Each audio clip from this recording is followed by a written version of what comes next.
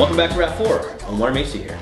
I'm going to talk to you about the 468, the bolt carrier pin, how it was designed, and some of the things we've been discovering as the 468's been out there now for a few months.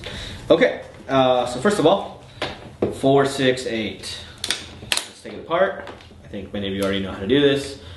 Your takedown pin, okay. I'm actually going to completely remove the upper receiver, make it easier for all of us. Love the setup, by the way. Okay, so here we have our lower receiver, our bolt carrier pin. Now, our bolt carrier pin, I want to talk about this because it has a little flange on it right here. Now, that flange was designed so the bolt carrier pin does not drop into the striker and interfere or with the spring, the drive spring. Okay, one of our first prototypes, we made it straight, but it interfered with the spring, and that just causes all kinds of havoc. Now, this little flange, it's been seen on a couple of the 468s that are out there, probably some of the first releases, that it's impacting and hitting the receiver in the back a little bit. Some cases it has gone as far as to raise a little bit of material, which makes it hard for the striker to come out. A solution to this has been just taking, I don't know, a little file or something and just smoothing out that material that rolls over. Now, that's not necessarily a catastrophic situation, or not one that we consider that's really damaging the receiver or anything. Once it gets to that level, it's not going to go anymore, so it's not going to be any more damaging as it goes along. Alright, so I'm going to put this back on the striker. Our bolt, okay? So this is what happens. Our bolt, when this thing cycles, it goes forward, okay? It does blowback, comes back. Now, in this case, the flange on the bolt carrier pin is hitting the receiver right before the bolt actually hits the back of this receiver right here. Okay, so that's why it's touching the material or touching the metal and creating that little cavity as it strikes it. Again, once it strikes it enough, it will actually, then the bolt will be hitting the receiver and it will do no further damage. It will not escalate or grow any further. Okay, but let me explain to you how this was intended to be from the get-go and why it's doing what it's doing now. Now, there are some stuff going around about replacing the buffer, making the buffer larger. I would say to be very careful with that. Why? Because then you're putting extra stress on the receiver that could ruin your receiver altogether. Okay, I'm not saying that some of you who've put a little silicone buffer, you're doomed to this failure, but you are giving the possibility of having that. So now, let me explain where that comes into place. Actually, we'll just use our overhead camera here. Right here, you have this twist lock mechanism. Now, this twist lock mechanism, of course, it's a great feature. It makes it so you're able to disassemble pretty much your whole marker, including down to your striker system and everything else, without the use of tools, without the use of threading and anything of the sort. So, but the problem is that this material here is not very strong. So if you start putting stress on this part of the receiver, right here, you could possibly break it. And if that breaks, there really is no fix to the receiver, not at this time. So definitely do not put stress on there that it was not designed to take, such as adding an extra buffer or anything, or making it bigger. That could be problematic. So we want to definitely avoid that. Okay. All right. So let's go back to our bolts and what we're talking about here. Okay. So the current, again, I'm going to use the overhead camera for some of this. You're still here. I know you can see me, but get a little bit closer here. Okay. So the current bolt carrier, which the bolt carrier is attached to the bolt and attached to the striker, is removable. Okay.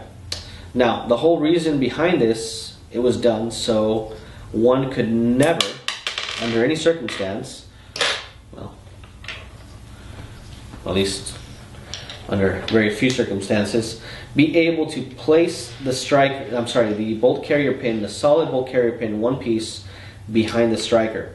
If this happened, there is a problem.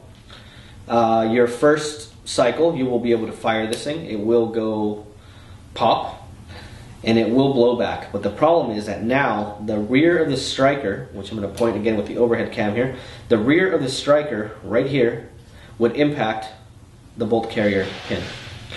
If that happens, it's steel on steel. It is 800 psi of pressure. It's going to mark one of these two, possibly raise the material, and you'll have a very similar situation where you cannot get the striker out. You would have to sand that down to remove the striker, and it's just a big problem. Okay? Now, through being conscious of this, I would say that the best thing would be to use a solid pin, but it gives the user the responsibility of making sure that the upper and lower receiver is always assembled correctly. Okay.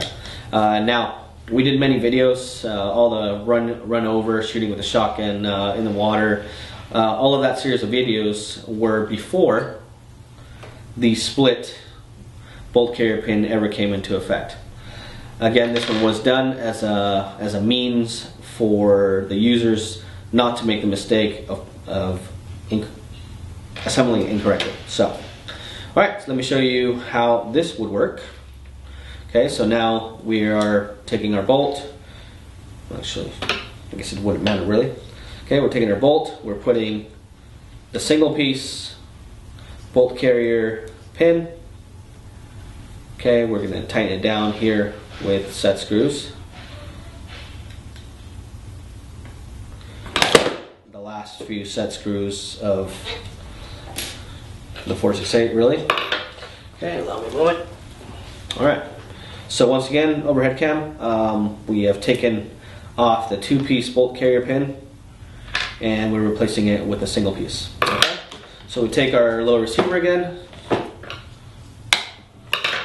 Now again, this is very handy because here, let me go ahead and put this here.